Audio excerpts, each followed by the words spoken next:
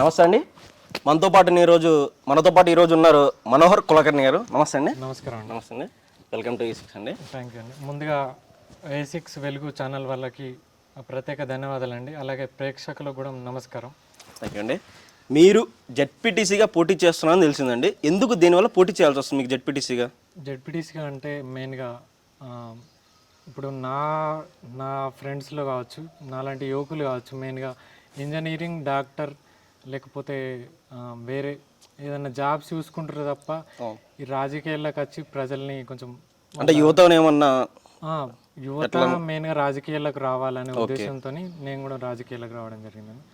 మీరు ఇప్పుడు ఈ రాజకీయాల్లోకి ఎన్నేళ్ల క్రితం వచ్చారో ఎట్లా అంటే ఏంటి అసలు? జూన్ 19, 2019లో రాజకీయాల్లోకి వచ్చినాయి. ఇప్పుడు ప్రజెంట్ ఏ పార్టీలో ఉన్నారు? ఎట్లా పార్టీ తరపున ఉన్నారా లేదంటే 5 years అవుతుందండి ఇప్పటికి రాజకీయాల్లో. అంటే ఈ పార్టీ తరపున లేదంటే ఎట్లా ఇండిపెండెంట్ గా? మొన్నటి ఎమ్మెల్యే ఎలక్షన్ వరకు నేను బీఆర్ఎస్ పార్టీలో వర్క్ చేసిన అండి. బీఆర్ఎస్ పార్టీలో మొన్న ఎలక్షన్ వరకు అంటే ఇప్పుడు అందులో లేరు. బిఫోర్ ఎమ్మెల్యే ఎలక్షన్ వరకు నేను పార్టీలో పనిచేసిన అండి. ఓకే, మరి ఇప్పుడు కాంగ్రెస్ లో ఉన్నారా? లేదండి, ఇప్పుడు ప్రజెంట్ అయితే ఇండిపెండెంట్ ఉంది. ప్రజెంట్ ఇండిపెండెంట్ అంటే ఎట్లా మీరు ఇప్పుడు జెడ్పీటీసీకి ఇండిపెండెంట్ పోటీ చేసి అట్లా బీఆర్ఎస్ పార్టీ కాదని రూలింగ్లో ఉన్న కాంగ్రెస్ పార్టీని కాదని చెప్పేసి గెలుస్తా అనే నమ్మకం మీకుందా? గెలుపు ఓటములు రాజకీయాలలో సహజమేనండి. మెయిన్గా మనం పోటీ చేయాలి. మనం కూడా మనకంటూ ఒక యువకులకు ఒక స్థానం ఉండాలి రాజకీయాల్లో.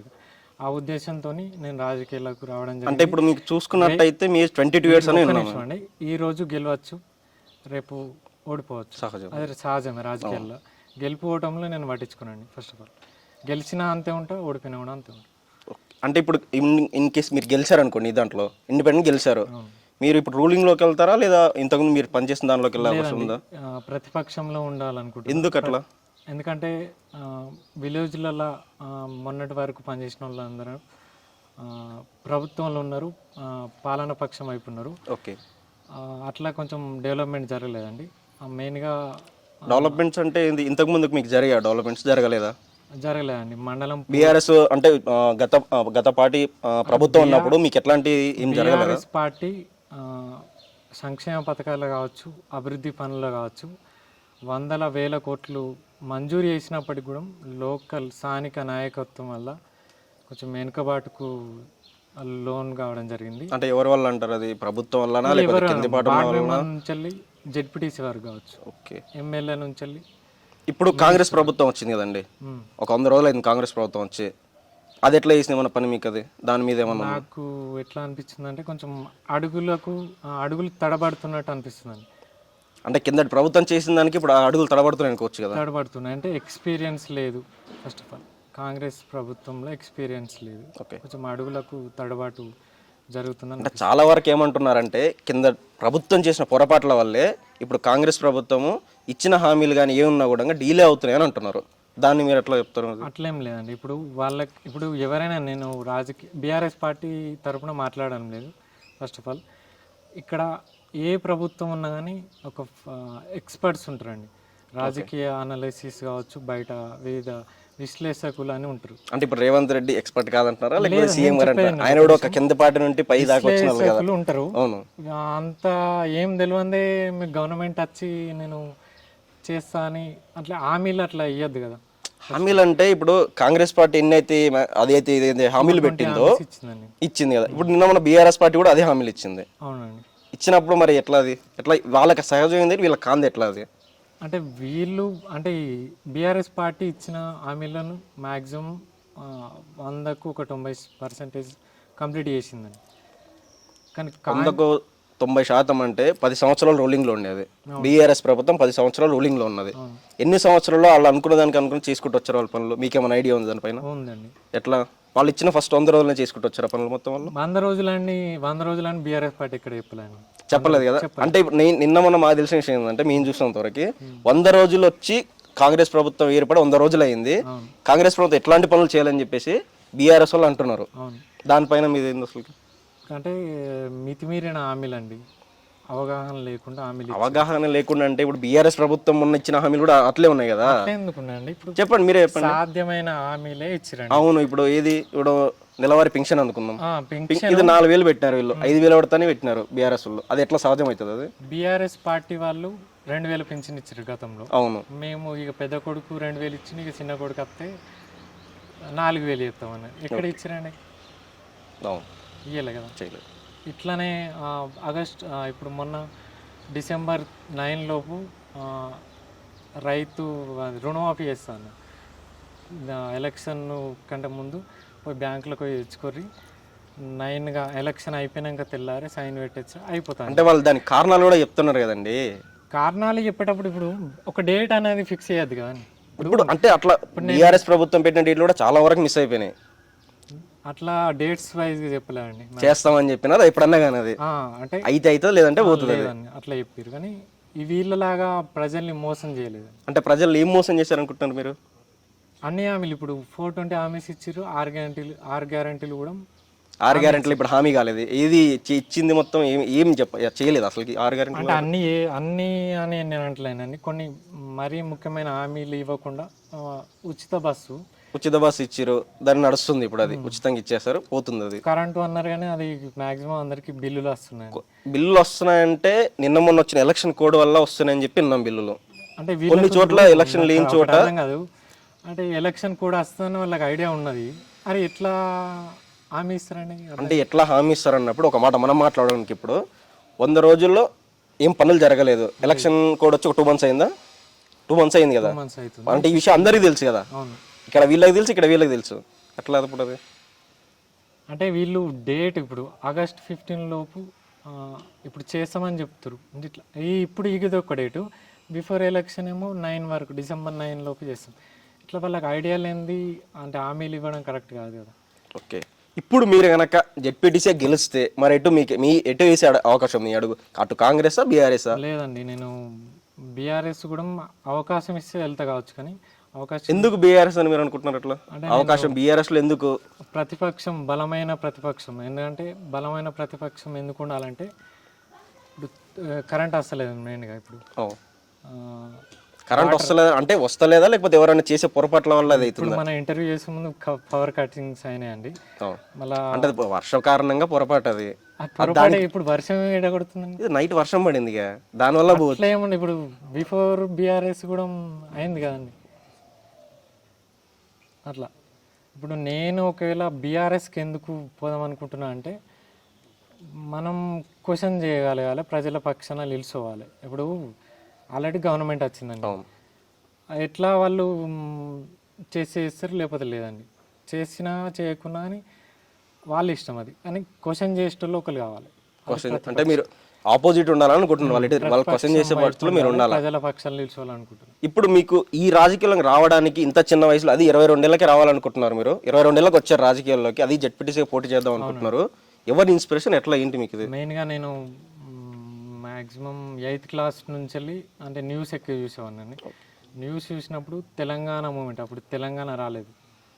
తెలంగాణ ఆ ఉద్యమం కావచ్చు, తెలంగాణ ఉద్యమం ప్లస్ కేసీఆర్ అరే పోరాట పటిమ ప్లస్ కల్వకుంట్ల కవిత గారు మెయిన్ అండి. రాజకీయ ఇన్స్పిరేషన్ కల్వకుంట్ల కవిత గారు. రాజకీయ ఇన్స్పిరేషన్ కల్వకుంట్ల కవిత గారు. కవిత అభిమానం అంటున్నారు. అవునండి, కవిత అడుగుజాలు అంటున్నారు. ఇప్పుడు ఉన్నంత వరకు కవిత లిక్కర్ స్కామ్ ఉంది. అది అట్లా ఎంతవరకు నిజం అంటారు మీరు దాన్ని? మీరు లిక్కర్ స్కామ్ నేను ఇదివరకు చెప్పినా అండి, ఒక రాజకీయ కుట్ర. దీనిలో ఖచ్చితంగా రాజకీయ కుట్ర మీరు అనుకుంటున్నారు? ఎట్లా? ఎందుకంటే ఫస్ట్ అరెస్ట్ చేసే ముందు ఫస్ట్ రోజు మోడీ వచ్చిండు, ఓకే, తర్వాత ఈడీ వచ్చిందండి. మీరు ఇతర రాష్ట్రాలలో కేసులు చూసుకుంటే ఎవరైనా బలమైన ప్రతిపక్షం లైక్ కేంద్రాన్ని ప్రశ్నించితే ఈడీ లేదా సిబిఐ ఇది దాడి చేపిస్తారండి. అంటే ఖచ్చితంగా మీరు ఫిక్స్ అయిపోయారు దానికి రాజకీయ కుట్ర. ఏది మనం ఇప్పుడు పైన ఉన్న వాళ్ళనుకోవచ్చు. మోర్ దెన్ అంటే 2000 నాకు అంత ఫిగర్స్ ఐడియా లేదు. కేసులు మోర్ దెన్ ఎబో అంటే చాలా వరకు కేసులు రిజిస్టర్ అయితే అలా ప్రూవ్ అయినాయి జస్ట్ 10 అంటే 1-2% తప్ప ఎక్కువ కేసులు ప్రూవ్ కాలేదండి. అయితే ఇప్పుడు మనం చూసుకున్నంత వరకు అయితే బీఆర్ఎస్ ప్రభుత్వం చేసింది మొత్తము, ఇప్పుడు ఏం చూసుకుంటే మీరు లిక్కర్ స్కామ్ కానీ, ఇప్పుడు లిక్కర్ స్కామ్ అది political scam, not liquor scam. సరే ఎట్లయినా పర్లేదు, ఎట్లా అనుకున్నది లిక్కర్ స్కామ్ కానీ, ఇది మన రియల్ ఎస్టేట్ కానీ, ఈ రెండు తప్ప బీఆర్ఎస్ ప్రభుత్వం ఏమీ చేయలేదని అంటున్నారు. ఏం చేయాలని మనం ఇన్న 10 సంవత్సరాలలో ఏమి చేయలేదని చెప్పి ఇప్పుడు ఏం చేయాలని వట్టిగానే అట్లా ఏం చేయలేదన్న కారణంతోనే కదండి ఇప్పుడు వెనకబడిపోయింది బీఆర్ఎస్ ఓడిపోయింది. కారణం ఏంది చెప్పండి? ఓడిపోవడానికి కారణం నియోజకవర్గాలలో ఎమ్మెల్యే క్యాండిడేట్. ఇప్పుడు సపోజ్ చొప్పదండి నియోజకవర్గం, మా నియోజకవర్గంలో ఎమ్మెల్యే క్యాండిడేట్ ఒక 3 times పోటీ చేసిండండి. ఓకే, జస్ట్ సింపతి, ఈసారి ఆయనకు ఒకసారి ఛాన్స్ ఇద్దామని ఓటేసిరు తప్ప అన్ని నియోజకవర్గాలు అట్టం జరిగిందండి. కిందసారి బీఆర్ఎస్ ఓడిపోయింది కూడా జస్ట్ 0 చేంజ్, అంటే 1% తోని. అంటే ఓడిపోయారంటే ఇప్పుడు ప్రజలకి నువ్వు ఏదో చేయకపోవడం వల్లే నువ్వు ప్రజలు నిన్ను దెబ్బతీస్తారు తప్ప పొత్తు అయితే నిన్ను ఓడగొట్టడం ఇష్టం ఉండదు వాళ్ళకి. ఇంతమందికి మొన్నటి వరకు పార్లమెంట్ ఎలక్షన్ బిఫోర్ బస్సు యాత్ర అని జరిగింది. కేసీఆర్ బస్సు యాత్ర. ఆ స్పందన చూసినాక కూడా మేము కేసీఆర్ గారిని ఎందుకు ఓడగొట్టినాం అని వాళ్ళ క్వశ్చన్ చేసుకుంటారండి ఎవరు జనాలు. అంటే ఏం అభివృద్ధి జరగలేదని అంటున్నారు కదండి. ఇప్పుడు మీ కింద మీరే చెప్పారు 5 సంవత్సరాల క్రితం నేను ఉన్నప్పుడు ఏం అభివృద్ధి కనిపించలేదు, కింద వాళ్ళకు తొక్కేస్తున్నారు. క్లియర్ కట్గా పాయింట్ చెప్పిన లోకల్ నాయకత్వం ఫండ్స్ వచ్చినా కూడా దాన్ని కొంచెం డైవర్ట్ చేసిర్రు తప్పితే. డైవర్ట్ చేసారంటే ఇప్పుడు ప్రభుత్వంలో ఉన్న వాళ్ళ స్టెప్ బై స్టెప్ వస్తేనే కదండి దాన్ని డైవర్ట్ చేసేది అనేది. లేదండి, ఫండ్స్ వచ్చినాయి. ఓకే, దాన్ని ఇప్పుడు పని చేసిర్రు. ఎట్లా అంటే పల్లె ప్రకృతి వనం ఉందని, పల్లె ప్రకృతి వనం ఏడబెట్టాలి. ఇప్పుడు ఇక్కడ ఉందనుకో ప్లేస్, ఇది ఇప్పుడు గార్డెన్ ఏడబెట్టారు, విలేజ్కి ఒక 2-3 kilometers అవతల పార్కులు పెట్టిరు. అట్లా లోకల్ నాయకత్వం విఫలమైంది. అందుకే నేను లోకల్ స్థానిక ఎన్నికల్లో పోటీ చేద్దాం అనుకుంటున్నాను. లోకల్ స్థానిక అంటే ఇప్పుడు సరే చూసుకుంటే ఇప్పుడు రేపు గవర్నమెంట్ కాంగ్రెస్ ఉన్నా కూడా చదువుకోని వాళ్ళే వస్తారు. ఇప్పుడు నాలెడ్జ్, ఇప్పుడు నేను చెప్పిన పల్లె ప్రకృతి వనం ఇక్కడ మన విలేజ్లో కట్టేది, విలేజ్లలో కట్టేది ఇక్కడ 2-3 kilometers అవతల కట్టిర్రు. అట్లా నాలెడ్జ్ లేకపోవడం వల్ల, అంటే ఎక్కడ ఏ పని చేయాలి, ఎక్కడ ఏ రోడ్డు ఉండాలి, ఎక్కడ ఏ మోరు ఉండాలి, అట్లా అవగాహన. అంటే ఇప్పుడు అవగాహన లోకల్ రాజకీయాలు చెప్పడం వల్లే మిస్టేక్ జరిగింది అంటున్నారు కదా. అంటే ప్రభుత్వానికి దృష్టిలో లేదా అది? ఇప్పుడు ఊర్లో పల్లె ప్రకృతి కడుతున్నారంటే దానికి సంబంధించి సెక్రటరీ కానీ సమ్ పర్సన్స్ ప్రభుత్వానికి సంబంధించిన వాళ్ళు ఉంటారు కదా, వీళ్ళు రాజకీయ నాయకులు కాకుండా, మరి వాళ్ళు ఎలాంటి క్వశ్చన్ చేయలేదు వీళ్ళని? అంటే ఇప్పుడు ఎట్లా అయిందంటే రాజకీయం ఎక్కువ ఇన్ఫ్లుయెన్స్ జరుగుతుంది, డబ్బుల పరంగా కావచ్చు. అవును, మీరు చెప్పిన మాటకు వస్తే ఆ ఇన్ఫ్లుయెన్స్ జరగడం వల్లే ప్రభుత్వాన్ని కోల్పోయి ఉండొచ్చు కదా. ఇప్పుడు జనాల దాకా అయితే పోలే కదా మీరు చేసిన అభివృద్ధి, జరిగిందని అంటున్నారు మీరు. ఎక్కడ ఊరికి 2-3 kilometers అవతల దానికి అంటే సంక్షేమ పథకాలు వచ్చినాయి కావచ్చు. ఏవి వచ్చినాయి చెప్పండి, మీరు చెప్పండి. ఇప్పుడు బీఆర్ఎస్ ప్రభుత్వం ఉన్నప్పుడు ఏం సంక్షేమాలు వచ్చినాయి మీకు? బిఫోర్ తెలంగాణ, ఆఫ్టర్ తెలంగాణ చూసుకుంటే వాటర్ కరువు ఉండే. ఓకే, నెక్స్ట్ విద్యుత్ కూడా 24 hours ఉండకపో. అంటే అది విద్యుత్ అనేది మన దగ్గర ఎంత అయితే ఉత్పత్తి అవుతుందో దాని నుంచి ఇప్పుడు మనం బీఆర్ఎస్ ప్రభుత్వం వచ్చి ఏం చేసింది, బయట నుండి కొనుగోలు చేయడం, తీసుకోవడం. అది ఎవరికి బడని అవుతుంది దానివల్ల? మనకి ప్రజలకే కదా. ఒకవేళ ఈ విద్యుత్లో బర్డెన్ పడ్డది అనుకోవచ్చు, పడ్డా కూడా మనం వేరే ప్రజలకు మేలు చేసే పథకాల వల్ల కావచ్చు, సంక్షేమ అభివృద్ధి వల్ల మన ఇన్కమ్ పెరిగింది కొంచెం. అంటే ఎట్లా అనుకుంటున్నారు ఇన్కమ్ పెరిగిందని? మీరు ఏ ఆలోచనతో అనుకుంటున్నారు ఇన్కమ్ పెరిగిందని చెప్పేసి మీరు? అంటే రైతు బంధు ఇవ్వడం కావచ్చు, రైతు బీమా కావచ్చు, అట్లా కొన్ని. రైతు బంధు ఇవ్వడం వల్ల, బీఆర్ఎస్ ప్రభుత్వం రైతు బంధు ఇవ్వడం వల్ల రైతుకి ఏమైనా ఉపయోగం జరిగిందండి? ఖచ్చితంగా. ఎట్లా చెప్తారు మీరు? ఆత్మహత్యలని కొంచెం తగ్గిపోయినాయి. రైతు బీమా, అది రైతు బీమా వల్ల, రైతు బంధు ఇవ్వడం వల్ల నేను అడిగేది. రైతు బంధు వల్ల రైతు బీమా అనేది కింద తానుంటే సాగుతూనే ఉంది, అది వస్తుంది. అది రైతు బంధు ఇవ్వడం వల్ల ఏం జరిగింది? ఎకరాకు ఎంత ఇచ్చారు వాళ్ళు? రైతు బంధు ఎకరాకి ఇంతని కేటాయించారు, ఒక 5,000-4,000 కేటాయించారు. నీకు ఆ ఎకరాతోనే నీకు పని జరిగిపోద్ది, అంతా 5,000తోనే జరుగుతుంది. బిఫోర్ తెలంగాణ చూసుకుంటే నువ్వు ఎరువులకు అంటే ఉరి పెట్టుకుని చచ్చిపోయిన రోజులు ఉన్నాయండి. బీఆర్ఎస్ ప్రభుత్వం వచ్చిన తర్వాత ఉరి పెట్టుకుని చనిపోయిన అంటే తగ్గింది. అంటే ఇప్పుడు డెవలప్మెంట్ అండ్ కంటిన్యూస్ ప్రాసెస్ అండి, కొంచెం టైం తీసుకోవచ్చు. అంటే 70 సంవత్సరాల్లో జరిగిన అభివృద్ధి అన్ని మన 10 ఏళ్ళ తెలంగాణలో జరిగింది, బీఆర్ఎస్ ప్రభుత్వం కూడా జరిగింది అంటున్నారు మీరు. సరే, ఇప్పుడు ఈ 100 రోజుల్లో కాంగ్రెస్ ప్రభుత్వం వచ్చినప్పుడు మీకు ఎట్లా అనిపించింది? నాకు కొంచెం అడుగులు తడబడుతున్నట్టు అనిపిస్తుంది. ఎట్లా దేని వల్ల? ఎక్స్పీరియన్స్ స్పష్టంగా అనిపిస్తుంది. ఎక్స్పీరియన్స్ లేకపోవడం అంటారు. ఎక్స్పీరియన్స్ లేకపోవడం అంటే ఇప్పుడు నేను అంటే బీఆర్ఎస్ కార్యకర్తగా చెప్తలేను, అంటే జస్ట్ తెలంగాణ మీద ఉన్న కొంచెం అంటే ప్రేమతో చెప్తున్నా ఇవన్నీ. తెలంగాణ ప్రేమతో బీఆర్ఎస్ పార్టీకి నాకు ఇప్పుడు స్టిల్ నాకు ఏంటిదాన్ని సంబంధం లేదండి. సంబంధం లేదు మీకు ఎట్లాంటిది, సొంతంగా మీ అంతటా మీరు గెలిచి తెలంగాణ మీద ఒక ప్రేమతోని ఏం జరుగుతుందో ప్రజలను నాడి తీసుకుని నేను చెప్తున్నాను. ప్రజలు అంటే బీఆర్ఎస్ పార్టీతో మీకు సంబంధం లేదంటున్నారు, కానీ గెలిస్తే మటుకు బీఆర్ఎస్ పార్టీలోకి పోతానని ఎట్లా మీకు అది? అంటే ఇప్పుడు ఢిల్లీలో ఢిల్లీ అంటే మెయిన్ ఢిల్లీ వేదికగా కాంగ్రెస్ పార్టీ అంటే ఢిల్లీ పార్టీ అనుకోవచ్చు. బీజేపీ కూడా ఢిల్లీలో ఉంటుంది హెడ్ ఆఫీస్. అంటే తెలంగాణ నినాదం గట్టిగా బలంగా వినపడాలంటే ప్రాంతీయ పార్టీలే శ్రీరామరక్ష. మన బీఆర్ఎస్ పార్టీ అంటారు మీరు మొత్తానికి. ఇప్పుడు మట్టికి పనికైనా మనోడు ఉండాలంటారు అట్లా. మట్టి పని కానీ అంటే ఇప్పుడు నిన్న మన కాంగ్రెస్ ప్రభుత్వం కొన్ని అంశాలు పెట్టిరు వాళ్ళు, బయటికి 6 హామీలు పెట్టిరు. 6 హామీలు వాళ్ళు ఇచ్చిన హామీలలో 2 హామీలు నిలవేరినాయి. ఎట్లా దానిపైన 100 రోజులలో వేస్తా అని అంటే మాట ఇచ్చుడు తప్పండి నా విషయంలో. అంటే అలవిగా ఆమెను హామీలు ఇచ్చుకుంటా ప్రజల్ని మోసం చేసి ఓట్లు దండుకోవడం అది పెద్ద మిస్టేక్. ప్రజల్ని మోసం చేయడం అంటే ఈ విధంగా దానికి మీకు మీదికి వెళ్ళి 7 చందమామలు తీసుకొస్తా 6 సూర్యులను తీసుకొస్తా అంటే అది జరిగే పని కాదు. అట్లా ప్రజల్ని మోసం చేయడం కరెక్ట్ కాదు కదా. చేసే పనిని ఈ ప్రభుత్వం వచ్చిన తర్వాత మీ దగ్గర ఇప్పుడు నీవు ఉన్న దాంట్లో మీరు నిలబడే దాంట్లో ఎట్లాంటి అభివృద్ధి జరిగింది, ఏం జరిగింది మీకు? నాకైతే ఇంతవరకు అంటే ఎలక్షన్ కోడ్ ఉండడం కావాలి బీఆర్ఎస్ ఉన్నప్పుడు కానీ ఇప్పుడు ఈ ప్రభుత్వం వచ్చిన తర్వాత మీకు ఏమన్నా అభివృద్ధి అక్కడ జరిగిందా? జరగలేదండి. ఎట్లా చెప్తారు? ఖచ్చితంగా ఏం జరగలేదా? నేను అబ్జర్వ్ చేసింది అంటే నేను మీకు మళ్ళీ గుర్తు చేస్తున్నా, బీఆర్ఎస్ పార్టీ కార్యకర్త కాదు ప్రజలను నాడి. నేను ఎందుకంటే మొన్ననే రైతు కళ్ళాల దగ్గరికేనండి పంట కొనుగోలు కేంద్రాలకు పోతే ఒక్కొక్క రైతు నెల రోజులు అక్కడ పండించిన ధాన్యాన్ని అక్కడ పెట్టుకొని వాన వచ్చినా కూడా నానినే తప్ప దాన్ని కొనే పరిస్థితి లేదు. కొన్ని చెప్పారు కదండి మొన్న, కొన్ని అంశాలు చెప్పారు వాళ్ళు. ఇట్లా అయిన వాళ్ళకి మేము ఖచ్చితంగా కొంటాము, ₹1 ఎక్కువ ఇచ్చారు మేము కొంటామని చెప్పారు వాళ్ళు. చేశారు, కొనుగోలు చేశారు కదా?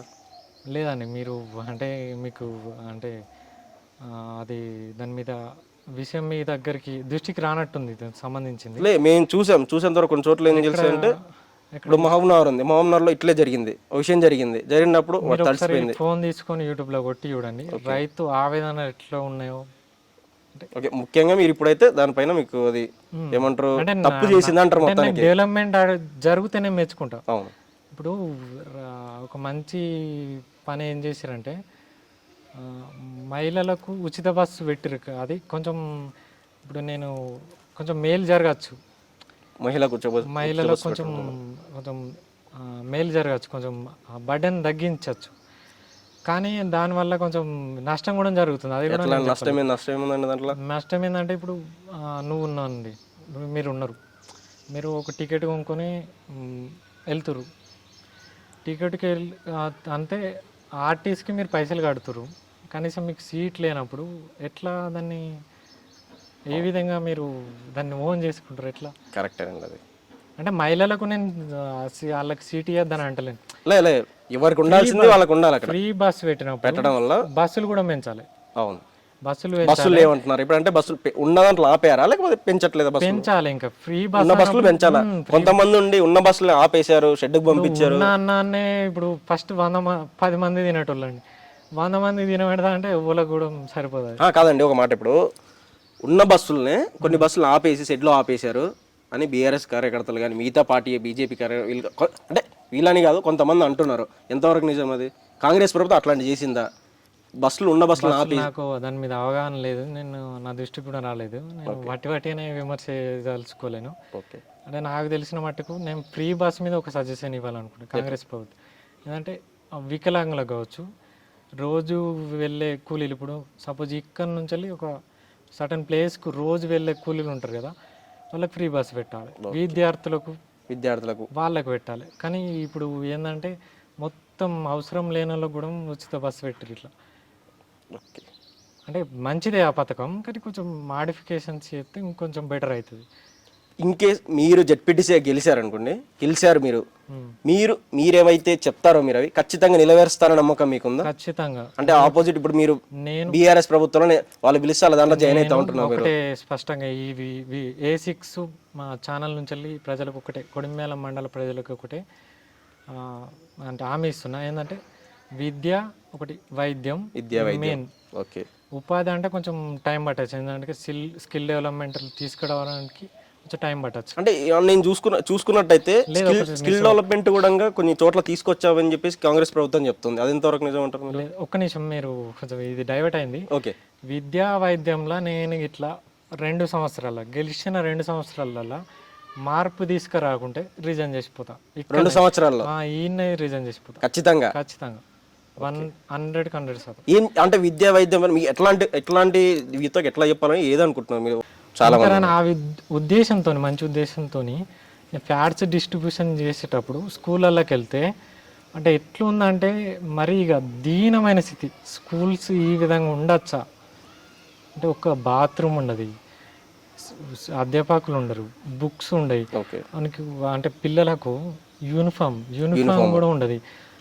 ఒక్కొక్క స్కూల్లో, హై స్కూల్లో మ్యాక్సిమం స్ట్రెంత్ ఒక 40-50 ఉండాలి. అవును. ఒక్కరు ఇద్దరు ఇప్పుడున్న గవర్నమెంట్ స్కూళ్ళలో మొత్తం ఇద్దరు. మళ్ళీ ఆ చదువు కూడా మరి అంటే గవర్నమెంట్ స్కూళ్ళలో చూసుకున్నట్టయితే గవర్నమెంట్ సరిగ్గా చెప్పట్లేదనో సంథింగ్ ఏదో ఇష్యూస్ వల్ల చాలా మంది ప్రైవేట్ స్కూళ్ళకి పోతున్నారు. మరి వాళ్ళు మీరు కనుక గెలిస్తే వాళ్ళని తీసుకొచ్చి కొంతమంది గవర్నమెంట్ తీసుకొచ్చే అవకాశం నేను ఇప్పుడైతే ఎట్లా అయితే గవర్నమెంట్ స్కూళ్ళు ఎట్లా అంటే కింది స్థాయికి అంటే డౌన్ ఫాల్ అయినాయో, ప్రైవేట్ స్కూల్లో కూడా ఆ స్థాయికి తీసుకొస్తా. అంటే ఎక్స్చేంజ్ చేయబోతున్నారు మీరు వెనక వస్తే ఇక్కడ ఉన్న స్ట్రెంత్ ఇటు మారుతుంది. ఎట్లా దీన్ని పెట్టుకొని చెప్పబోతున్నారు మీరు? అట్లా ఖచ్చితంగా అంటే ఇప్పుడు నేను జెడ్పీటీస్ అని నాకు రైట్స్ ఉంటాయి. ప్రతి స్కూల్ ని ప్రతిరోజు విజిట్ చేయొచ్చు. ప్రతి స్కూల్ ని ఒక్కొక్క రోజు విజిట్ చేస్తాం. గవర్నమెంట్ స్కూల్ కూడా, గవర్నమెంట్ కాలేజ్ ఉందండి మా దగ్గర, దాన్ని కూడా విజిట్ చేస్తాం. ఇట్లా విజిట్ చేసుకుంటా సమస్యలు ఏమున్నా అని సమస్యలు తీర్చి, వీళ్ళ నా దృష్టికి వచ్చిన మరి విద్యార్థులు చెప్పిన సమస్యలు కావచ్చు, దాన్ని కూడా నేను అంటే పై అధికారులకు అంటే నిధులు అంటే ఇది ఎట్లుంటా అంటే రాష్ట్రం నుంచి వెళ్ళి జిల్లా పరిషత్కి వస్తాయి, జిల్లా పరిషత్ నుంచి వెళ్ళి మండల పరిషత్కి వస్తాయి నిధులు. జిల్లా పరిషత్కి వచ్చిన నిధులని స్కూళ్ళకు డైవర్ట్ చేస్తాను నేను. నా మెయిన్ మోటో వచ్చేసి విద్యా వైద్యం. అంటే చూసుకున్నంత వరకు అయితే చాలా మంది రాజకీయ నాయకులు చెప్పేది ఏంటంటే గెలవక ముందుకు ఒక మాట, గెలిచిన తర్వాత ఒక మాట చెప్తారు. దానిపైన ఎట్లా చెప్తారు మీరు? గెలిచిన తర్వాత మీ మైండ్ కూడా మారొచ్చు కదండి. నేను మీరే చెప్పారు. నేను అట్లా కాదండి, ఎందుకంటే నేను నాకు ఇప్పుడు మీరే అన్నారు, నేను స్టార్టింగ్లో చెప్పిన, మీరు అన్నారు నేను అన్నారు, కానీ నేను ఏమన్నా అంటే మా ఫ్రెండ్స్ కావచ్చు, నీకు రాజకీయం ఎందుకురా, నేను జాబ్ చేసుకోవచ్చు కదా, ఇట్లా ఎక్కిరిచ్చి నేను ఇంట్లో కూడా వర్క్ చేసుకుంటా దీని మీద, మండలం మీద, ప్రజా సమస్యల మీద, ఒక ప్రజలకు న్యాయం చేయాలి ఒక మంచి ఉద్దేశంతో రాజకీయాలకు రావాలనుకుంటా. నన్ను కిందికి లాగినా కూడా నేను తట్టుకొని నిలబడ్డా అంటే ఏదో ఒకటి ఉద్దేశం ఉంటుంది. నిజానికి ఏదంటే 22 ఏళ్ల వయసుకి ఆలోచించడం చాలా పెద్ద విషయం. నేను ఏమంటున్నా అంటే నేను ఇప్పుడు నా ఆర్థికంగా ఏం లేదండి, నేను అప్పు చేసుకొని మరి వస్తున్నా, మీకు అర్థం కావాలి ఇది. నేను అప్పు చేసి మరి దిగుతున్నా అంటే నేను తర్వాత సంపాదించుకుంటాను కాదు. సూట్ కేసులు తీసుకొచ్చేటోళ్ళు నెక్స్ట్ సూట్ కేసుల కోసం చూస్తారు. ఇప్పుడు ఖచ్చితంగా ప్రతి ఒక్కరు తెలిసిన దొరకైతే అదే జరుగుతుందని నేను అట్లా కాదు. నేను ఎట్లా అంటే అడ్మినిస్ట్రేషన్ కొంచెం బాగా చేయాలనుకుంటున్నాను. ఇప్పుడు ఒకవేళ నేను రేపు గెలిచిన తర్వాత మంచిగా వేయలేదు అనుకోండి, నా రాజకీయ జీవితం ఒక 5 yearsకి క్లోజ్ అయిపోతుంది. నేను ఇక నెక్స్ట్ మళ్ళీ నేను ఏదైనా వేయాలంటే ఇక నాకు ఇబ్బంది అవుతుంది. ఆ ఉద్దేశం అన్న ఉంటుంది కదండి. ఆలోచిస్తే అంటే మీరు అట్లా మ్యాక్సిమం ఆలోచిస్తే నేను నెక్స్ట్ సారి గెలవడానికన్నా చేయాలి కదా. నాకు నేను మారుతా అనుకోవచ్చు కానీ నేను మారాను 100%. జెడ్పీటీసీగా పోటీ చేద్దాం దిగిపోయారు మీరు. గెలుస్తారని నమ్మకం మీకుందా? ఖచ్చితంగా ముందే చెప్పిన, గెలిచినా గెలవకుండా ఇదే ప్రయాణం ఉంటుంది. ఒక వే ఎంచుకున్నా అంటే అదే వే ఉంటుంది ఖచ్చితంగా. నేను కట్టేగాలే వరకు ఇదే ఉంటుందండి పాలిటిక్స్. గెలిచారనుకో మీరు ఇన్ కేసు డైరెక్ట్ మీరు కూడా జెడ్పీటీ సీటు మన సీఎం లెక్క అంటే అట్లా హోప్స్ ఏం లేవండి. అంటే రాజకీయ నాయకునికి అంటే ప్రజలు ఇచ్చే ఆశీర్వాదం బట్టి ఉంటుందండి. నేను ఇదైతా అదైతా అనుకుంటాం కావచ్చు, కానీ ప్రజల మ్యాండేటరీ ఉంటుంది కంపల్సరీ. ప్రజల నిర్ణయం తుది నిర్ణయం. మీరు కనుక జెడ్పీసీ గెలిస్తే ప్రజలకి ఇప్పుడు విద్య మీద చేస్తా, విద్య వరకు నాకు ఉంది మీరు చేస్తా అని చెప్పారు, ఇంకా అది కాకుండా ఇంకేమైనా చేయగలుగుతారా? విద్య మీరు అంటే టైం ఎక్కువ లేదు కావచ్చు, కానీ విద్య ఒక విద్యనే కాదండి, యూత్ ఎట్లా డైవర్ట్ అవుతుందంటే పరాయి సంస్కృతి, పరాయి దేశపు సంస్కృతి, ఇది చెప్పాలని చెప్పదు నాకు తెలియదు కానీ ఇంటర్ కాకముందుకు ఒక అబ్బాయి గంజాయికి అలవాటు పడుతున్నాడు, అమ్మాయి వర్జినిటీ లాస్ అవుతుందండి. నేను చెప్పారో నాకు తెలియదు. అంటే నా అన్నదమ్ములు అక్క చెల్లెల్లాగా నాకు బాధ అవుతుంది. అట్లా నేను డైవర్ట్ అయితే నాకు బాధ అవుతుంది రియల్గా. అయ్యారని మీరు అనుకుంటున్నారు? అంటే అవుతుంది నేను ఆపుతున్నారు కదా కొంతమంది, ప్రభుత్వం ఆపుతుంది ఈ గంజాయి కానీ ఇట్లాంటి జరగడం వల్ల. లేదు, 100% లేదండి. చాలా అంటే చోట్ల మాటలు చెప్తున్నారు పట్టుకుంటున్నారు, తప్ప పాల్పడుతున్నది కదంతా. నేను నాలంటోడు బయటకు రావడానికి కారణం అది మెయిన్గా. అంటే నా తమ్ముళ్ళు నా చెల్లెళ్ళు గంజాయికి అంటే ఎవరన్నా అట్లా గురి అయ్యారా దానికి ఏమన్నా? ఫుల్ మంది ఆయన పేరు అంటే పేర్లను కదా గురి అయ్యారా? వందల వేలు. నేను మా మండలంలో చెప్తున్నా, ఇది తప్పు అయితే నేను పోటీ కూడా చేయ. అంటే మీ మండలంలో మీ దాంట్లో గంజాయికి ఒకటి, ఓకే, వర్జినిటీ లాస్, ఓకే, ఆ రెండిటికి అవి రెండు తప్ప అని నిరూపించి నేను పోటీ కూడా చేయ. అంటే నేను వాళ్ళకు తెలియక చేసిరు కావచ్చు. అంటే ఇప్పుడు స్కూల్ లెవెల్లో ఇది కూడా ఒకటి ఎడ్యుకేట్ చేయాలండి, దీనిపైన కూడా ఎడ్యుకేట్ చేయాలి. ఆ విధంగా నేను కూడా అంటే ఇప్పుడు ఒక అబ్బాయి ఎట్లా చేశాడు, అమ్మాయి అట్లా చేశారు, వీళ్ళు తప్పులు చేశారంటే కారణం ఖచ్చితంగా పేరెంట్స్దే ఉంటుంది కదండి. పేరెంట్స్ కూడా ఎందుకు ఉంటుందండి? ఇప్పుడు పేరెంట్స్ ఉంటుంది. వినండి బ్రదర్, ఇప్పుడు నన్ను స్కూల్కి పంపించారు, ఓకే, అంటే నీ మీద ఇప్పుడు నీ మీద డిపెండ్ అయి ఉంటుంది, నా మీద డిపెండ్. తప్పు జరిగేది మన మీద డిపెండ్ అయి ఉంటుంది. అది అనుకుంటే అది జరగదు. ఓకే, అది పేరెంట్స్ మీద ఎట్లా నెట్టుతారండి? పేరెంట్స్ మీద నెట్టుతాం అనట్లేదండి, వాళ్ళు కూడా చెప్పాలి కదా ఇది తప్పమ్మా ఇది రైట్ అమ్మా. అంటే ఇప్పుడు మీరు స్కూల్ విద్యాపరంగా స్కూల్కి వెళ్తాం, అంటే అక్కడ వాళ్ళు ఎక్స్ప్లెయిన్ చేస్తారు కదా. తల్లిదండ్రులు మనకు జన్మని ఇవ్వచ్చు, అది మా ఫస్ట్ గురువులు వాళ్ళే కావచ్చు.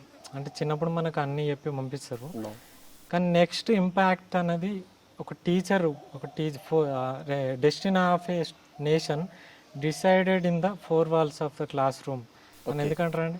అంటే క్లాస్ రూమ్లో ఏదైతే డిసైడ్ అవుతుందో అది ఇండియా మన కంట్రీ యొక్క భవిష్యత్తు ఆడ నిర్ణయం ఉంటుంది. ఆ యూత్ అనేది అట్లా. అంటే ఇప్పుడు అది ఈ బానిసకి దీనికే బానిస అవుతలేరు వాళ్ళు. ఇప్పుడు ఏదన్నా ఒక సమస్య వస్తే పిట్టలాగా రాలిపోతారు. యాక్సిడెంట్లో కావచ్చు, లేకపోతే ఏమన్నా సమస్య చిన్నది, నువ్వు ఒకవేళ తిట్టినా కూడా ఆత్మహత్య చేసుకొని చచ్చిపోతారు.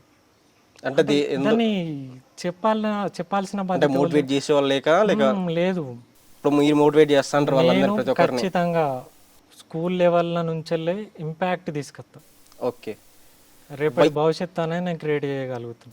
వైద్యపరంగా మీకు ఎట్లాంటిది ఏముందండి? వైద్యపరంగా మనం మా కొడిమ్యాల మండల్లో పిహెచ్సి ఉంటుంది, ప్రతి మండలికి ఉంటుంది పిహెచ్సి. కనీసం ఇప్పుడు నాకు జ్వరం వచ్చింది అనుకో, నేను ఎక్కడికి పోవాలి? హాస్పిటల్ అంటే ఏ హాస్పిటల్? ఊర్లో ఉన్న హాస్పిటల్ లేదా something government source, private hospital, government సోర్సే చూసుకుంటా. ఊర్లలో ఉంటాయి కొన్ని చోట్ల. అంటే కనీసం పారాసిటమాల్ ఇక్కడ దొరుకుతాయని అవగాహన లేదు. ప్లస్ వాళ్ళు వైద్యం కూడా అందిస్తలేరు కరెక్ట్ వైద్యం. అంటే గవర్నమెంట్ హాస్పిటల్లో వైద్యం అందట్లేదు సరిగ్గా. అంటే ఈ ప్రభుత్వం ఉన్నప్పుడు అందట్లేదా, లేక గత ప్రభుత్వంలో ఇట్లాంటిది జరిగిందా? బిఫోర్ తెలంగాణ, ఆఫ్టర్ తెలంగాణ, ఈ 2 విషయాలలో మాత్రం వెనుకబడిపోయింది. ఊర్లలోకి మాత్రం రాలేదు అట్లాంటిది. నేను మంచి చెప్తా, చెడు చెప్తా. ఇందాక మీరు అన్నారు బీఆర్ఎస్ ప్రభుత్వం ఉన్నప్పుడు అభివృద్ధి జరిగింది అంటున్నారు. ఇది చిన్న పాటే కదండి, ఒక పాట. అభివృద్ధి జరిగింది, నేను వైద్య పరంగా జరగలేదు కదా. విద్యా వైద్యం గురించి నేను చెప్పలేదు, మీరు క్లియర్ గా చూసుకోండి. Okay, right. మరి ఇప్పుడు ఈ 100 రోజుల్లో జరగలేదని మాట్లాడారు ఇంతకుముందు కొంతమంది. గత ప్రభుత్వం 10 ఏళ్ళుగా ఉన్నది, ఎందుకు ఊర్లలో ఉన్న ఈ చిన్న పిహెచ్సీలు కానీ పిఎస్సీ వాళ్ళు వీళ్ళు ఎందుకు పట్టించుకోలేదు? వీళ్ళు పిహెచ్సీలు అంటే వాళ్ళు మరి చెయ్యి అని పై అధికారులు చెప్పచ్చో చెప్పలేదో మనకు తెలియదండి. చెప్పినా కానీ వీళ్ళు చేయలేదో చేసిరో మనకు తెలియదు, కానీ నిర్లక్ష్యం అయితే జరిగింది. ఆ నిర్లక్ష్యం జరగకుండా ఉండడానికి నేను పోటీ చేస్తున్నాను. అదొక రీజన్.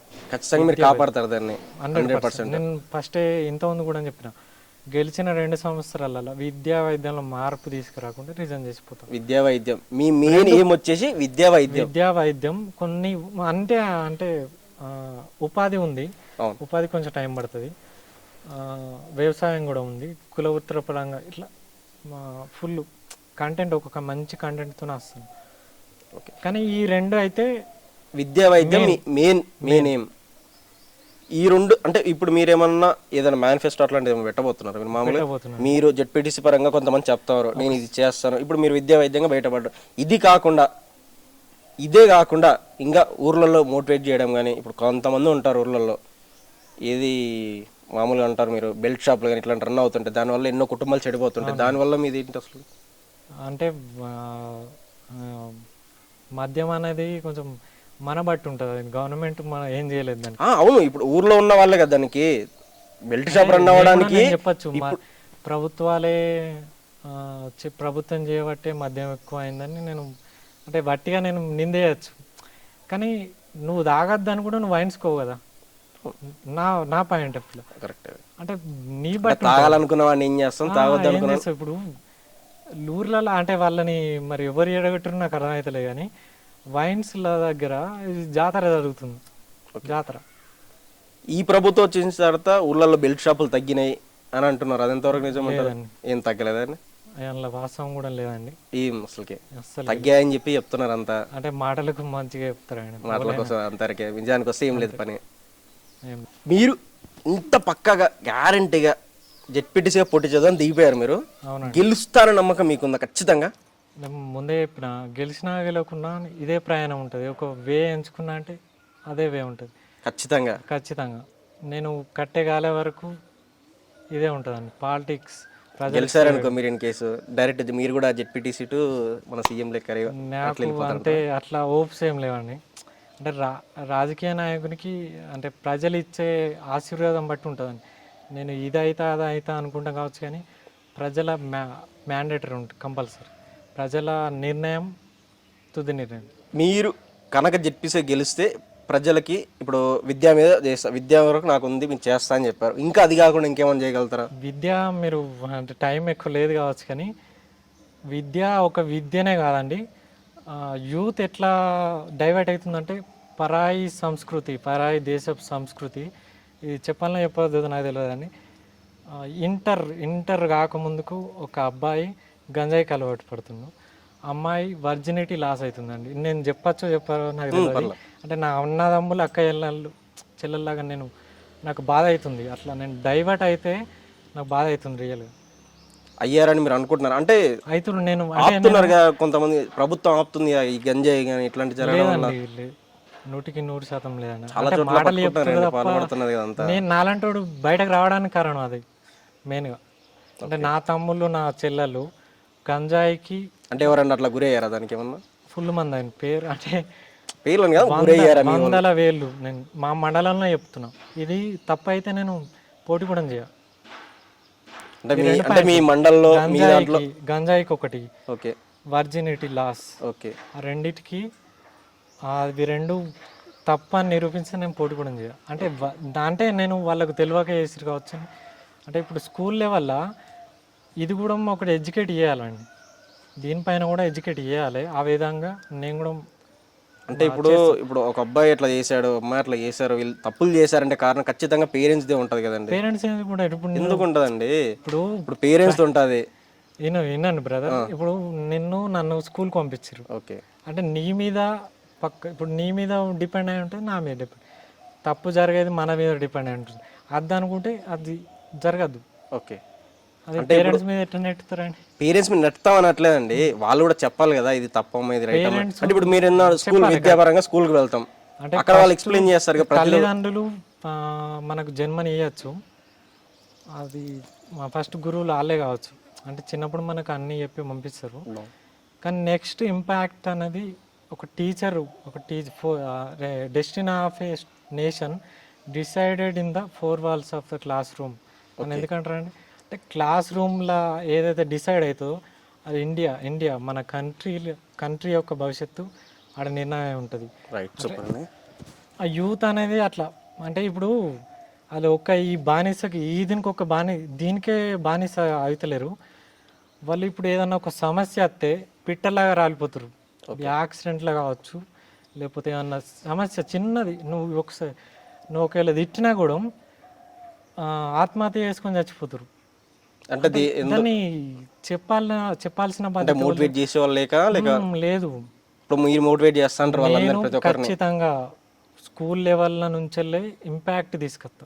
ఓకే, రేపటి భవిష్యత్తు అనేది నేను క్రియేట్ చేయగలుగుతాను. ఓకే. వైద్య పరంగా మీకు ఎట్లాంటిది ఏముందండి? వైద్య పరంగా మనం మా మండల కొడిమ్యాల మండల ఓకే పిహెచ్సి ఉంటుంది, ప్రతి మండలికి ఉంటుంది పిహెచ్సి. కనీసం ఇప్పుడు నాకు జ్వరం వచ్చింది అనుకో, నేను ఎక్కడికి పోవాలి? హాస్పిటల్ పోవాల్సింది. హాస్పిటల్ అంటే ఏ హాస్పిటల్? ఊర్లో ఉన్న హాస్పిటల్ లేదా something government source, private hospital, government సోర్సే చూసుకుంటాం. ఊర్లలో ఉంటాయి కొన్ని చోట్ల. అంటే కనీసం పారాసిటమాల్ ఇక్కడ దొరుకుతాయని అవగాహన లేదు. ఓకే, ప్లస్ వాళ్ళు వైద్యం కూడా అందిస్తలేరు కరెక్ట్ వైద్యం. అంటే గవర్నమెంట్ హాస్పిటల్లో వైద్యం అందట్లేదు సరిగ్గా. అందట్లేదు. అంటే ఈ ప్రభుత్వం ఉన్నప్పుడు అందట్లేదా, లేక గత ప్రభుత్వంలో ఇట్లాంటిది జరిగిందా? బిఫోర్ తెలంగాణ, ఆఫ్టర్ తెలంగాణ ఈ రెండు విషయాలలో మాత్రం వెనుకబడిపోయింది. ఊర్లలోకి మాత్రం రాలేదు అట్లాంటిది. నేను మంచి చెప్తా, చెడు చెప్తా. అంటే ఇందాక మీరు అన్నారు బీఆర్ఎస్ ప్రభుత్వం ఉన్నప్పుడు అభివృద్ధి జరిగింది అంటున్నారు. ఇది చిన్న పాటే కదండి, ఒక పాట. అభివృద్ధి జరిగింది. నేను వైద్య పరంగా జరగలేదు కదా. విద్యా వైద్యం గురించి నేను చెప్పలేదు, మీరు క్లియర్ గా చూసుకోండి. Okay right. మరి ఇప్పుడు ఈ 100 రోజుల్లో జరగలేదని మాట్లాడారు ఇంతకుముందు కొంతమంది. గత ప్రభుత్వం 10 ఏళ్ళుగా ఉన్నది. ఎందుకు ఊర్లలో ఉన్న ఈ చిన్న పిహెచ్సీలు కానీ పిఎస్సీ వాళ్ళు వీళ్ళు ఎందుకు పట్టించుకోలేదు? వీళ్ళు పిహెచ్సీలు అంటే వాళ్ళు మరి చెయ్యి అని పై అధికారులు చెప్పచ్చో చెప్పలేదో మనకు తెలియదండి. చెప్పినా కానీ వీళ్ళు చేయలేదో చేసిరో మనకు తెలియదు. కానీ నిర్లక్ష్యం అయితే జరిగింది. ఆ నిర్లక్ష్యం జరగకుండా ఉండడానికి నేను పోటీ చేస్తున్నాను. అదొక రీజన్. ఖచ్చితంగా మీరు కాపాడతారు దాన్ని 100%. నేను ఫస్టే ఇంత ఉంది కూడా చెప్పిన, గెలిచిన 2 సంవత్సరాలలో విద్యా వైద్యంలో మార్పు తీసుకురాకుండా రిజైన్ చేసిపోతాం. విద్యా వైద్యం మీ మెయిన్ ఏం వచ్చేసి విద్యా వైద్యం. కొన్ని అంటే ఉపాధి ఉంది, ఉపాధి కొంచెం టైం పడుతుంది. వ్యవసాయం కూడా ఉంది, కుల ఉత్తర పరంగా ఇట్లా ఫుల్ కంటెంట్, ఒక్కొక్క మంచి కంటెంట్తో వస్తుంది. కానీ ఈ 2 అయితే విద్యా వైద్యం మెయిన్ ఏం. ఈ 2 అంటే ఇప్పుడు మీరేమన్నా ఏదైనా మేనిఫెస్టో అట్లాంటిది ఏమైనా పెట్టబోతున్నారు? మీరు మామూలుగా మీరు జెడ్పీటీసీ పరంగా కొంతమంది చెప్తారు నేను ఇది చేస్తాను. ఇప్పుడు మీరు విద్యా వైద్యంగా బయటపడ్డారు. ఇదే కాకుండా ఇంకా ఊర్లలో మోటివేట్ చేయడం కానీ, ఇప్పుడు కొంతమంది ఉంటారు ఊర్లలో, ఏది మామూలుగా అంటారు మీరు బెల్ట్ షాప్లు కానీ ఇట్లా రన్ అవుతుంటాయి, దానివల్ల ఎన్నో కుటుంబాలు చెడిపోతుంటాయి. దానివల్ల మీది ఏంటి అసలు? అంటే మద్యం అనేది కొంచెం మన బట్టి ఉంటుంది, గవర్నమెంట్ మన ఏం చేయలేదు దానికి. అవును, ఇప్పుడు ఊర్లో ఉన్న వాళ్ళే కదా దానికి బెల్ట్ షాప్ రన్ అవ్వడానికి చెప్పచ్చు. ప్రభుత్వాలే ప్రభుత్వం చేయబట్టే మద్యం ఎక్కువ అయిందని నేను అంటే బట్టిగా నేను నిందేయచ్చు. కానీ నువ్వు తాగద్దని కూడా నువ్వు వాయించుకోవు కదా. నా పాయింట్ ఆఫ్ వ్యూ కరెక్ట్. అంటే నీ బట్టి తాగాలనుకున్న వాడిని ఏం చేస్తాం, తాగొద్దు అనుకున్నా. ఇప్పుడు ఊర్లలో అంటే వాళ్ళని మరి ఎవరు ఎడగట్టరు నాకు అర్థమవుతలే. కానీ వైన్స్ల దగ్గర జాతర జరుగుతుంది, జాతర. ఈ ప్రభుత్వం వచ్చిన తర్వాత ఊళ్ళల్లో బెల్ట్ షాపులు తగ్గినాయి అని అంటున్నారు. అది ఎంతవరకు నిజం? ఏం తగ్గలేదండి, అందులో వాస్తవం కూడా లేదండి. ఏం అసలు తగ్గాయని చెప్పి చెప్తున్నారు అంతా. అంటే మాటలకు మంచిగా చెప్తారు, మాటల కోసం అంతవరకే, నిజానికి వస్తే ఏం లేదు పని. థ్యాంక్ యూ అండి, మీరు మా కోసం ఇంత టైం కేటాయించినందుకు. ఖచ్చితంగా మీరు గెలవాలని చెప్పేసి మా ఛానల్ తరఫున మేము కోరుకుంటున్నామండి. చాలా థ్యాంక్ యూ అండి. ధన్యవాదాలండి. నేను ఎట్ లాస్ట్ మీకు A6 వెలుగు ఛానల్ వాళ్ళకి ధన్యవాదాలు తెలుపుకుంటున్నాను. ఎందుకంటే నాలాంటి యువకుని అంటే ఎవరు ప్రోత్సహించకున్నా కానీ పిలిచి మరి ఇంటర్వ్యూ తీసుకుంటున్నా. అంటే బయట నేను ఇంటర్వ్యూ ఒక 2-3 ఛానల్ పేరు చెప్తే బాగోదు, 2-3 వాళ్ళ ఛానల్ని అడిగితే ఒక అమౌంట్ నన్ను అడిగిర్రు. అది అంటే ఒక యువకుడు మరి స్వతహాగా వస్తున్నప్పుడు సపోర్ట్ చేయని కాలంలో మీరు స్వతహాగా పిలిచి నన్ను ఇంటర్వ్యూ చేసుకున్నందుకు ధన్యవాదాలండి. చాలా థ్యాంక్ యూ అండి. మీరు మళ్ళీ చాలా మంచి గెలుపుతో మీరు మళ్ళీ మా దగ్గరికి రావాలని చెప్పేసి మేము కోరుకుంటున్నాం. చాలా థ్యాంక్ యూ సో మచ్.